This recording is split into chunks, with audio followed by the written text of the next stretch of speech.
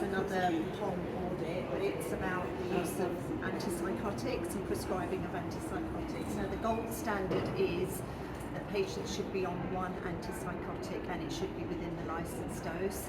However, there are a number of patients that will not work for, and sometimes you have to go outside of the licensed dose, and sometimes you have to add in a second antipsychotic.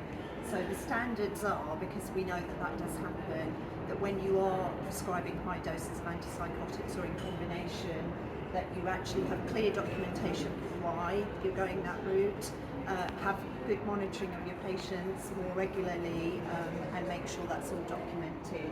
Now, you'll be glad to know that across a range of trusts, when we benchmark ourselves, we are here, we are Trust 34. So in actual fact, we're not an outlier in our practice. The green is where patients are maintained on one antipsychotic within the licensed dose. So generally, we manage to achieve that for a lot of our patients. But this sort of area here in the amber range is where we are using high doses and we are sort of outside of what we say is the gold standard.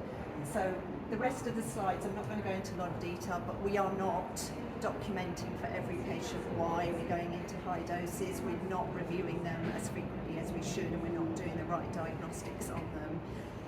So those are really the areas that we now need to improve on. So the first thing we really need to do is share these results with all the clinicians so they can see where we are, how we are benchmarked with other organisations, and what we need to do. Then we need to think about how we're going to make those improvements and actually make that happen. And then we'll probably be at a stage of a re-audit to see, did we actually make the improvements that we need for our patients? And that's